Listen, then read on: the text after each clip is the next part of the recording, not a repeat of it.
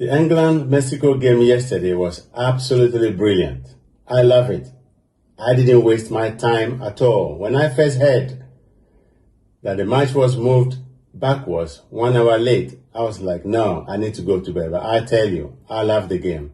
That was England's best performance so far in this competition. And can England do it? What has changed for England? Why have they performed so well yesterday? And we didn't see those in the previous games. That's what we're going to talk about. And then we'll talk about if England can really do something against Norway in the quarterfinals. So you are listening and watching Father and Son Football Podcast. My name is Kof, and this is Kelv, my son, and we're going to be talking about this together. Hello, young man. How are you doing today? Good, man. Lovely sunshine. It's too hot today, but there's nothing we can do about it. Yeah. Okay? Wow. That was some game yesterday, isn't it? Why didn't we see England play like this from the beginning? That's what I was wondering. And I sat there yesterday, watching it, thinking, oh, so England can play like this. So what do you make of the England's performance? Yeah, I think as a whole it's a lot better than...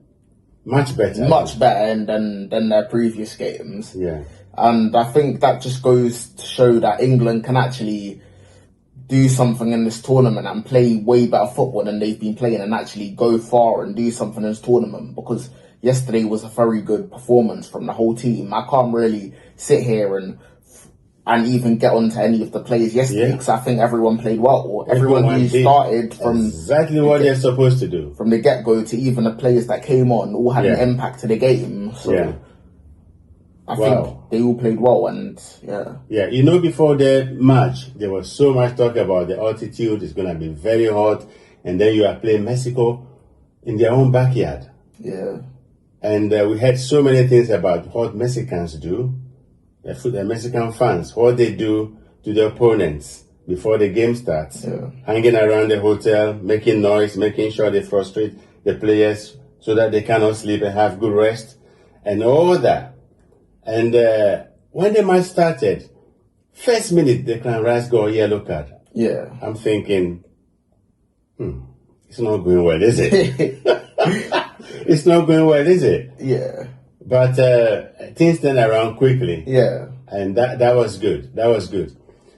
So, 52 minutes for England to beat Mexico 3-2, having played 10 men from the 52nd minute to the end in that altitude in Mexico's backyard, that's very impressive performance from England. I don't think anybody can talk about any player that didn't do well.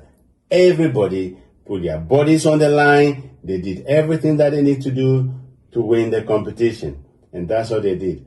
So, Bellingham, man of the match. What do you make of that? Yeah, I think he was England's best player. He was everywhere in the pitch. He even made a very important block when we thought that they were going to score. He came out of nowhere, made a big block, kept England in the game. That was a moment I'm like, oh. Scored 2 goals in 2 minutes. Yeah. Was all over the place, made key passes, was involved in every single England goal. Yeah. Built up momentum, played well, was physically everywhere on the pitch. So he deserved to be man of the match. You can't argue about that. I mean, I don't think anybody will argue about that. I don't think 2 goals in I think 98 seconds. Yeah. He scored those 2 goals. So 1 minute 38. Yeah, within 98 seconds, I think. You know what I like about Bellingham? When he scores and he goes, like that. There's one moment Harry Kane joined him and they all did it together. That is good for a front page papers, isn't it? Yeah. That's very good. I love it. You can see that he's a very determined player. Yeah. I mean, he goes out 110%. Very determined. He's only 23 or something. 22. What? He's 22. No, he must be 23 now. He's 22. He's so matured. He's turning 23, 22. That is future England captain. Yeah. That is future England. Yeah. He's so mature. I think he's the only one you can really give it to after Kane, to be honest. The way, I think it's between him and Rice, to be honest with you. I think it's only them two you can really argue about. Okay, so what do you think Tuchel did differently? What happened? I think it's the way that England played from the get-go. I think, like I said, when you were talking about Mexico, and I said if England started the game off a lot more positively than they did against... More aggressive than they did... Pressing. Than they did against the other teams they played, then, you know, they can play better football and they can win the game. And that's what happened. I think they just started off in a way better. The way they set up and the way they started off was a lot better than they did in their previous games. And that showed because they scored too quick in the first half. They built up momentum in the first half. They kept hold of the ball. They played a lot better than they did in their previous games. Okay, so that comes back to this question I've been asking all the time. So, in the previous game, is it not Tuchel telling them to relax? Obviously, it's a manager. It's a manager's tactics. Don't go aggressive. Don't press yet. Stay back. That has to be the manager, isn't it? I feel like... telling them what to do. But I feel like he's... Because of the conditions as well.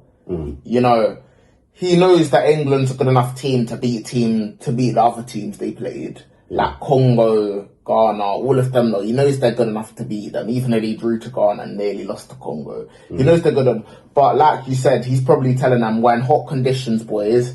Let's just go out there, relax it a bit.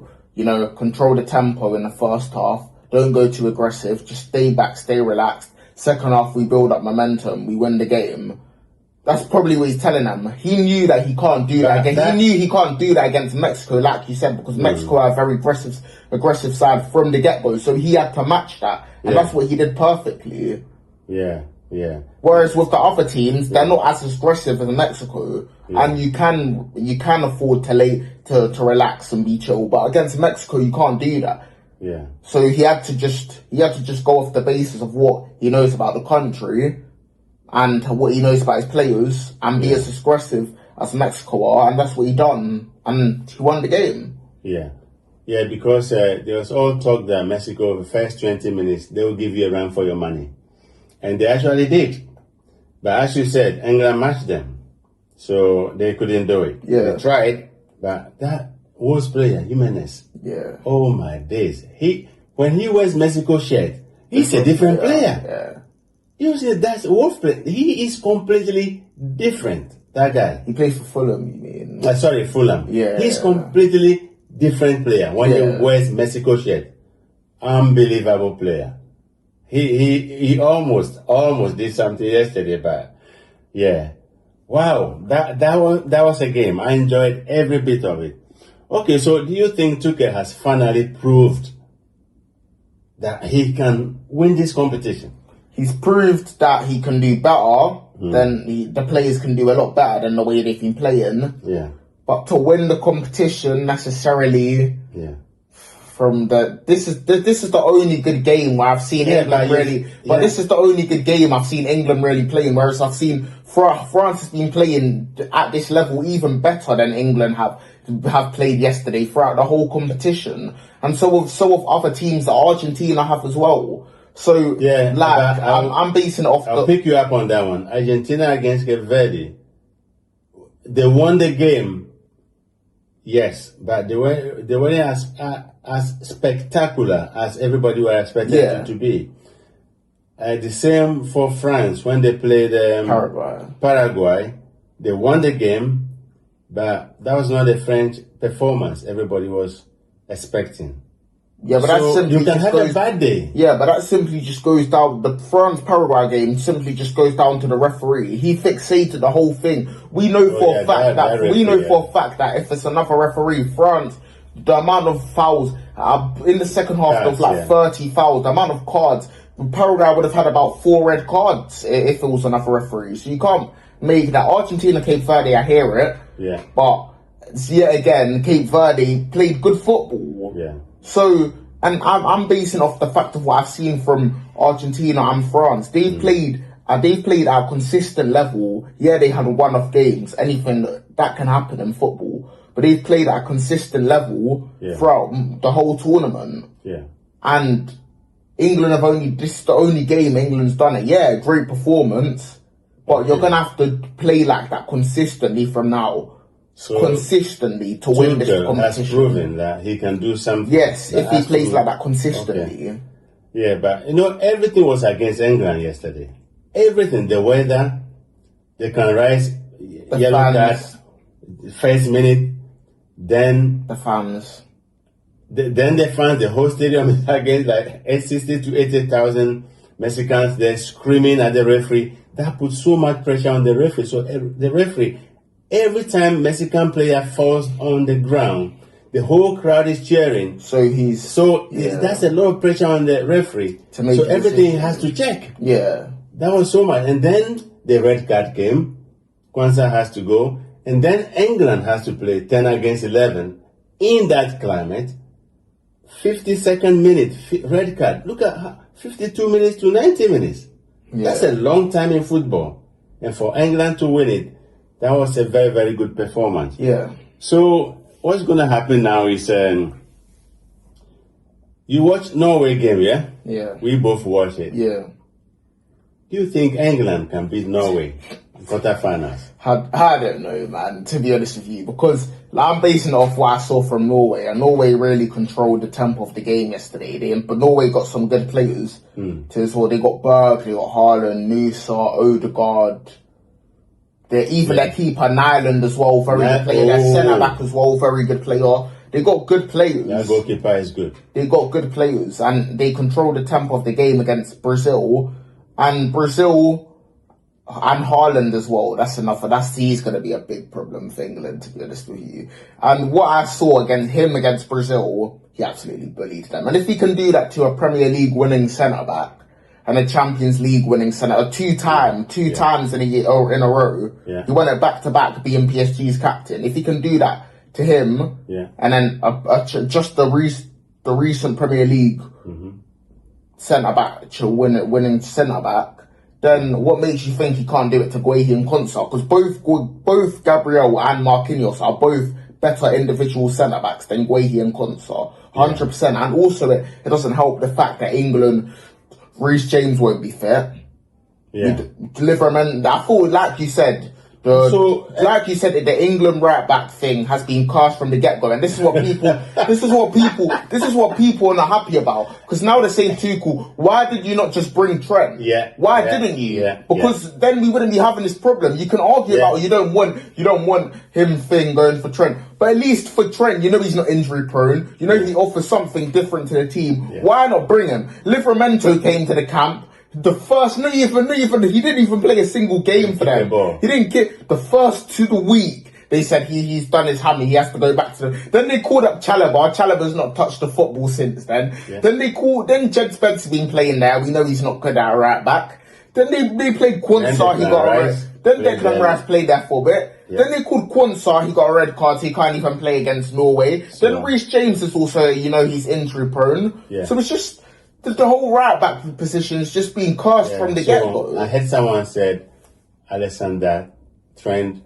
How do you say Trent Alexander-Arnold cursed the right back, so nothing is working for. They said Trent cursed the right back, so nothing is working there. Nothing absolutely nothing is working there. I don't know what's going on, man. So they're gonna have to play. They're gonna have to play Declan. That's why I'm about to ask you, who's gonna play that position against Norway? They're gonna have to play Declan Rice there. Play him as the inverted right back. So play him as the right back when he needs to defend. When you go forward, he moves into the midfield. Change up the thing. Go Elliot Anderson, Mainu, and Bellingham as the midfield, and play Declan Rice, Guehi, Quansah, O'Reilly, and Pickford. That's the back line. And then you play Gordon, Saka, Kane. That's the team you got to go with against thing. So the right back has been cursed. Or he might even move Bellingham, and he might move Bellingham a little bit backwards and go Morgan Rogers as the 10. You never know. Because he knows Bellingham can do the defensive work as well, and he proved it yesterday. So he might go Elliot Anderson and Bellingham as the 2, double pivot. Go Morgan Rogers as the 10, and then go Gordon, Saka, and Kane up top, and then go Rice, O'Reilly, Guehi, Quansah, Pickford. He might do that. You never know. Okay, so in your opinion, England is not going to beat Norway? I'm not saying that, but I'm saying they have to play the way they played against Mexico to beat Norway. But then wet goal. Yes, but then yet again, Norway can match them. Okay. So it's going to be a good game. I think it can go either way. I think England can beat Norway, and I think Norway can beat England. Okay. I think if Norway beat England, it'll be close call. I think Haaland will score 2, and England will score 1 through Bellingham or Kane. And I feel like it'll be the other way. If England beat thing, it'll be a 2-1 win as well. I think it can go either way. You never know. It's football. Brazil has been very disappointing, isn't it? Yeah. I mean, I saw Ronaldo sitting there. Not Cristiano Ronaldo. Original Ronaldo sitting there. And I'm saying to myself, what is he thinking? Looking at these players. This bunch of Brazilian players wearing the national shirt. What is going through Ronaldo's mind? Yeah, it's bad. It's just... But like I was even saying, you said Casemiro would do something. Casemiro was terrible yesterday against Norway. He stunk up the whole... He's the reason they lost the game. Not tracking his man, just letting them get the ball. Odegaard just boom through him. Just losing every aerial duel. Looking like he doesn't even care. Every time he's getting the ball, he's giving it away. He just cooked the whole game. Yeah. Same with Guimaraes. He wasn't good either. No. And then they brought a name. I think a name will do anything. And then they were cheering. What's he gonna do? All he did was come score a penalty and try to wind up the keeper. Yeah. Even the penalty he scored, Norway already knew they were through, so the penalty didn't even change anything. Then they brought Endrick thinking he'll do anything. He didn't do nothing. Then for Vinny, I don't even know what happened. Yeah, and then the back line, I've said this for time. Gabriel cannot mark Haaland. Stop all these Arsenal fans saying every time Haaland plays, Gabriel's a battle. No, it's not. It's an abomination because Haaland every time bullies him. Yeah. Every time Haaland plays against him, I can say Haaland against Saliba. Saliba is a lot more physical and Haaland doesn't do as much damage as he does when he plays against Gabriel. Every goal he scores, Haaland scores against Arsenal or Brazil is from Gabriel's side. Yeah. Every single time. He can't mark him. Yeah, he can't mark him. Can't mark him. And Haaland's first goal. Just get off me header. And then the second goal, I don't even know what they were doing. He's taken 2 touches. Instead of one of you rushing at him, you're there letting him just smack the ball in the corner of the goal. Yeah. Anyway, Neymar officially has retired from international football. There's not much he can do anyway. Yeah. So he has retired. And Carlo Ancelotti, we don't know whether he's going to resign or not because clearly he couldn't do the job for Brazil. Yeah. So I don't know what's going to happen. Ghana manager has resigned. He has to. Yeah, so because Ghana has no game plan. All they try to do all the time is to frustrate the opponent. They don't know how to score. Wow. So, the quarterfinals, England versus Norway. France, Morocco. The rest will know later. We'll know later. Portugal playing Spain. Yeah. France, Morocco. Wow. And England, Norway. That's going to be interesting. The winners of that will play each other. Yeah, but you know what surprised me about Haaland? Excuse me. Yeah, he's not doing what he does in Man City, innit? He's this tournament, he's so calm. You know when he scores Premier League goal, he's running around, when he's around like this, that's what he does, isn't it? Like that, run to the corner, run around the whole place. Ooh, like that. The guy is so calm. Yeah, but I feel like that's because he knows the other players are gonna, when he scores goals, the other players are gonna surround him and, cheer with him. So he doesn't need to do that. That's why he's in a lot more calm manner. He's not, why is he not? He's more relaxed. Running and celebrating. Because he's just being more calm and relaxed. That's not how he behaves in the Premier League. Yeah, but I like that I like that from Haaland. Don't get me wrong. I like that. Just let the football do the talking for you. That's how I like it. But looking at him in the Premier League, that's not the way he celebrates. Yeah, even like when Brazil were trying to fight Norway yesterday, Haaland was all the way at the goal. He didn't even get involved. He was just standing there going like this to the fans. Yeah. So you know what surprised me? When he scored the second goal, the ball came outside the box. He stood there, look up to the goal, smack it around the corner. He just turned around and walk away. He's not even jumping, running anyway. He just turned around. Yeah. thank you very much. And then he just turn around and walk away. But see, that's... For me, it shows it's like a bit matured. Yeah. He's more matured in this World Cup than what we see in the Premier League. More matured. And he's going to take Norway far. Yeah, he's going to be England's nightmare. Quansah, Guehi, his own teammate Guehi, they're going to face some tough challenges. Sometimes, yeah. Yeah. Because Odegaard as well, I'll say this. Everyone's saying Odegaard yesterday didn't have a great performance. Yeah. I don't think he did. I think at times he could have moved the ball quicker, you know, when there was counter-attacking opportunities. I don't know why he passed the ball back. Yeah. But he dictated the tempo of the game. He dictated the tempo of the game. Nah, he can't score. I don't know. But he dictated the tempo of the not game. To score. Nah, he can't score. Haaland had preferred to pass the ball back than to shoot at the goalkeeper. I'm thinking, why is he like that? Haaland gave him a ball, a simple pass, and instead of him just hitting it first time, he took 2 touches and then the defender blocked it. There are times you hit the ball straight away. That's why the ball came to Haaland. He put his foot on the ball, look, and then gone. No, but see that as well. That's what I'm trying to say. That's just terrible defending from Brazil. There should always be there's no way in football a guy should be having as much time to step on the football, look at the keeper, and then strike the ball. And nobody's even pressing him. That should never be happening in football. Never. And that's Casemiro's man again. He lost him again. He's all the way up here. Haaland's he stood on the ball. How are you allowing him to stand on the ball, look at the keeper, look at the centre-backs, look at the keeper, and then smack it through the legs? What am I seeing? Yeah. Well, so let me ask you this question, yeah? As usual, I want to ask you this question every time we do this podcast. Yeah. Is football coming home? It's football coming home. Time will tell, innit? At the start of the podcast, I said... Oh, you said no? At the start of the podcast, I said... You said no, football is not coming now?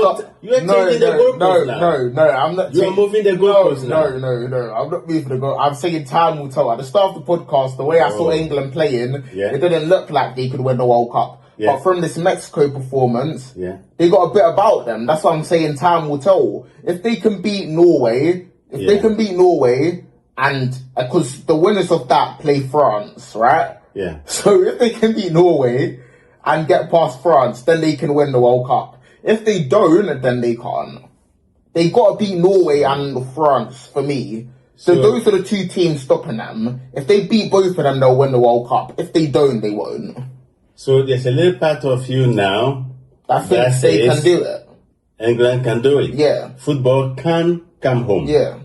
Okay, that's me. You are changing the goalpost now. But in the beginning, you were so adamant. Yes, football is not coming home. Now, football can come home. Okay, so you are changing the goalpost. All right, that's fine. Yeah, but yes, England done very well. Yeah. That's exactly the performance every England fan wants to see. Yeah. And when I was listening to fans talking and everybody else talking, there is no single player you talk about that he didn't do well. Yeah. Like even Quansah, you can't even get onto him because before the red card, he was playing well. He was absolutely good. Yeah. He was doing well. But that red card. But as I said, everything was against England. But England finally found a way to beat Mexico. Yeah. And go into the quarterfinals. Yeah. So that's two more games ahead, isn't it? Quarterfinals. Okay, so we say 3. Quarterfinal, semi, and final. So 3 more to go. So come on, England. So viewers, that's all we've got time for. So if you like our content, like and subscribe and share the news. If you go to YouTube, Father, Son, and Football, you'll see so many contents there that you enjoy. We are on TikTok as well. So thank you very much for listening. So from me and this young man here, we say bye for now. Thank you.